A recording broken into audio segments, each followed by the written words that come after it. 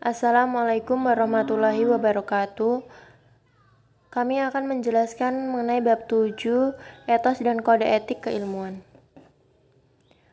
Pengembangan ilmu selain harus jelas objek dan ketepatan modelnya, memerlukan etos keilmuan dan kode etik. Etos diperlukan sebagai semangat pencarian yang memotivasi pengembangan ilmu. Pengembangan ilmu tidak akan berjalan sekalipun dana dan fasilitas lain tersedia bila tidak ada semangat pencarian pengetahuan sebagai motivasinya. Kode etik diperlukan sepanjang proses pengembangan ilmu sejak awal sampai akhir, bahkan dalam penerapannya. Tanpa kode etik pengembangan ilmu bisa jadi tidak mempromosikan persamaan manusia, keadilan sosial, dan kesejahteraan masyarakat, tetapi justru mengakibatkan alienasi atau keterasingan, dehumanisasi, atau penghilangan harkat manusia, konsentrasi kekayaan pada segelintir orang, dan perusak lingkungan. Etos keilmuan. Semangat keilmuan merupakan salah satu dari dua semangat kembar. Etos keilmuan terlihat pada penyadaran etis bahwa Tuhan selain pencipta juga pemurah yang memberikan ilmu pada manusia. Dijelaskan juga di pernyataan Nabi Muhammad SAW tentang perintah keilmuan. Quran Surat Al-Alaq ayat 1-5 tentang semangat kembar. Iqra bismi rabbikal ladzi khalaq, khalaqal insana min 'alaq, Iqra wa rabbukal akram alladzi 'allama bil qalam, 'allamal insana ma lam ya'lam. Bacalah dengan menyebut nama Tuhanmu yang menciptakan. Dia telah menciptakan manusia dengan segumpal darah. Bacalah, dan Robmu lah yang paling pemurah, yang mengajar manusia dengan perantara kalam.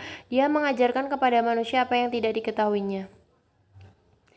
10 kode etik keilmuan. Yang pertama, tauhid atau keesaan, yaitu bahwa Allah tidak punya partner atau tidak ada satu pun yang patut disembah kecuali Allah.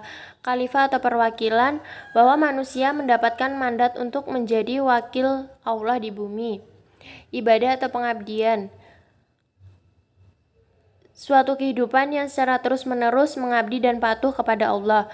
Ilmu atau pengetahuan, ilmu bersumber dari akal dan wahyu.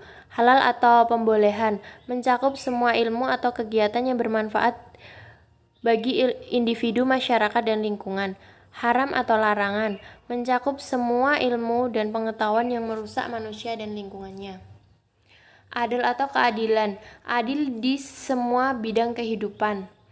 Zulm, penindasan, pengembangan ilmu tidak menimbulkan penindasan bagi manusia, alam, dan lingkungan. Istilah atau kepentingan umum, ilmu dikembangkan untuk kemaslahatan manusia dalam secara menyeluruh.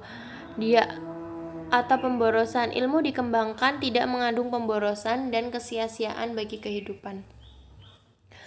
Wacana integrasi ilmu dalam Islam. Ada 3 model integrasi keilmuan. Yang pertama, Islamisasi ilmu pengetahuan, yang kedua pengilmuan Islam, dan yang ketiga integrasi interkoneksi keilmuan. Yang pertama, Islamisasi ilmu berarti mengislamkan ilmu pengetahuan modern dengan cara menyusun, membangun ulang ilmu-ilmu sosial, ilmu pasti, dan humaniora dengan memberikan dasar dan tujuan-tujuan yang sesuai dengan Islam. Islamisasi ilmu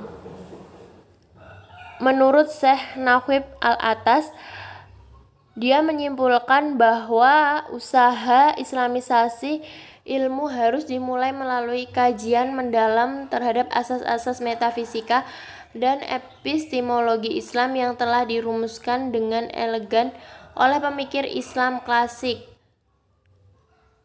Tahap selanjutnya, bagaimana ilmuwan-ilmuwan sekarang menghayati temuan-temuan tersebut sehingga dengan proses islamisasi ilmu akan terjadi dengan sendirinya. Menurut Ismail Raji Al-Faruqi, program islamisasi ada 5, yaitu menguasai disiplin ilmu modern, menguasai warisan Islam, menentukan relevansi Islam yang khas bagi setiap bidang ilmu modern, melakukan sintesis yang kreatif antara lain ilmu modern dan ilmu warisan Islam menghidupkan pemikiran Islam. 12 langkah Islamisasi, diantaranya penguasaan disiplin modern, peninjauan disiplin ilmu, penguasaan ilmu warisan Islam, penguasaan ilmu warisan Islam dari sisi analisis, penentuan relevansi Islam sebagai disiplin ilmu, penilaian secara kritis disiplin ilmu modern, penilaian secara kritis ilmu warisan Islam, kajian dan penelitian masalah utama umat Islam, kajian tentang masalah utama yang membelit manusia sedunia, melahirkan analisis dan sintesis yang kreatif, penyesuaian kembali disiplin dalam kerangka Islam, mensosialisasikan ilmu-ilmu yang sudah dis-islamisasi.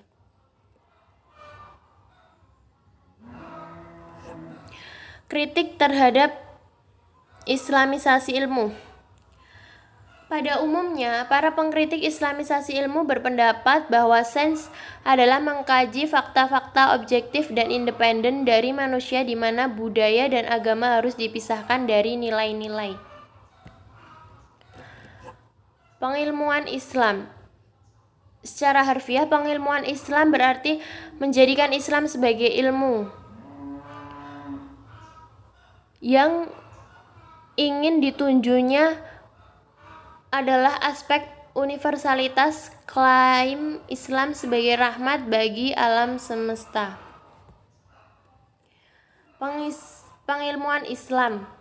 Menurut Kunto Wijoyo ada 3. Yang pertama, tugas itu dikerjakan oleh demistifikasi Islam. Di sini dikemukakan tentang perlunya Islam sebagai teks Al-Quran dan As-Sunnah untuk dihadapkan kepada realitas.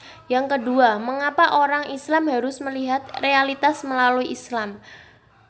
Karena ilmu budaya dan sosiologi ilmu pengetahuan, realitas itu tidak dilihat secara langsung oleh manusia, tetapi melalui tabir atau konsep budaya, simbol, dan persetujuan masyarakat. Yang ketiga, adanya pengakuan faktor manusia.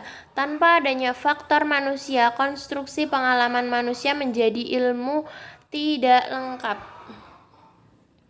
Proses pengilmuan ada 2, integralisasi dan objektifikasi. Integralisasi ialah pengintegralisasian kekayaan keilmuan manusia dengan wahyu atau petunjuk Allah dalam Al-Quran beserta pelaksanaannya dalam sunnah Nabi. Sedangkan objektifikasi ialah menjadikan pengilmuan Islam sebagai rahmat untuk semua orang. Integrasi interkoneksi. Paradigma integrasi interkoneksi digagas oleh Muhammad Amin Abdullah, mencoba mentrialogikan antara nilai-nilai subjektif, objektif, dan intersubjektif. Integrasi interkoneksi merupakan trialetika antara tradisi teks, tradisi akademik ilmiah, dan tradisi etik kritis. Berikut adalah jaring laba-laba keilmuan. Dalam gambar jaring laba-laba pertama adalah Al-Quran dan hadis sebagai sumber normatif Islam, dengan pendekatan metode dan fokus objeknya pada layar kedua, kemudian melahirkan layar ketiga berupa ilmu-ilmu tradisional Islam. Pengembangan ilmu modern dan metodologi seperti tergambar pada ilmu-ilmu alam dan sosial humaniora menjadi kebutuhan untuk memperkaya makna dan kontekstualisasi. Ilmu-ilmu keislaman pada layar ketiga tersebut menggunakan perspektif ilmu-ilmu pada layar keempat. Contoh, lingkaran 1 dan 2 disebut ulumuddin yang merupakan representasi dari tradisi lokal keislaman yang berbasis pada bahasa dan teks-teks atau nas-nas keagamaan. Lingkaran 3 disebut sebagai al-fikr al-islami sebagai representasi pengumulan humanitas pemikir keislaman yang berbasis pada rasio intelek. Sedangkan lingkaran 4 disebut dirasat Islamiyah atau Islamic Studies sebagai klaster keilmuan baru yang berbasis pada paradigma keilmuan sosial kritikal komparatif lantaran melibatkan seluruh pengalaman umat manusia di alam historis empiris yang amat sangat beragam.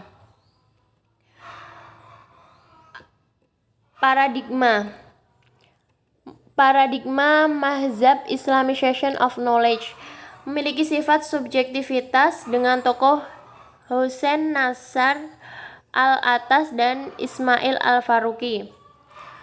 Paradigma Mahzab Sanctification of Islam memiliki sifat objektivitas dengan tokoh Arkoen, Fazlur Rahman, Kuntawijoyo, dan sebagainya. Integrasi interkoneksi sifat sirkulatif hermeneutis antara subjektivitas objektivitas. Tokoh Muhammad Amin Abdullah. Paradigma rekonsiliasi tradisi Islam dan sains modern memiliki sifat integrasi antara warisan budaya Islam klasik dan sains modern yang multidimensi dengan keragaman interpretasi. Tokoh Nidal Guessoum. Pendapat para ulama. Al-Ghazali menganalisis pengetahuan berdasarkan 3 kriteria, yaitu sumber, kewajiban, fungsi sosial. Sumber, pengetahuan yang diwahyukan. Pengetahuan ini diperoleh oleh para nabi dan rasul. Yang kedua, pengetahuan yang tidak diwahyukan.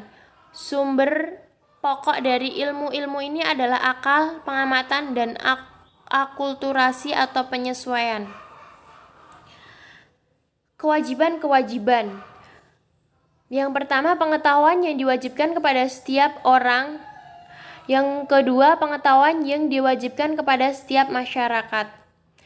Fungsi sosial, ilmu-ilmu yang patut dihargai, yaitu ilmu-ilmu sains yang berguna dan tidak boleh diabaikan. Karena segala aktivitas hidup ini tergantung kepadanya. Yang kedua, ilmu-ilmu yang patut dikutuk, termasuk astrologi, magi, dan berbagai ilmu perang, teknik genetika, terapi aversi, dan studi ilmiah mengenai penyiksaan. Al-Farabi. Menurut Al-Farabi, tujuan menuntut ilmu yaitu untuk membimbing individu untuk menuju kesempurnaan. Ilmu diklasifikasikan secara terperinci namun tetap terpadu berdasarkan 3 pengelompokan utama, yaitu metafisik, matematik, dan ilmu-ilmu alam. Ibnu Khaldun. Adapun metode pembelajaran menurut Ibnu Khaldun adalah metode pertahapan, yaitu dilakukan secara sedikit demi sedikit. Metode pengulangan harus membahas segi-segi yang menjadi pertentangan dan berbagai pandangan yang berbeda, tidak hanya bersifat umum saja. Metode karya wisata.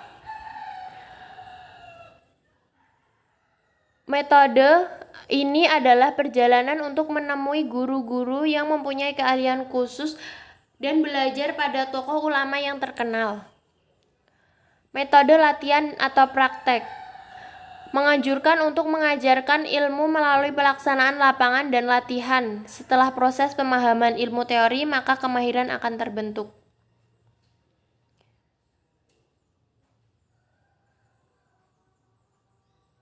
Sekian dari kelompok kami. Apabila ada kurangnya mohon maaf.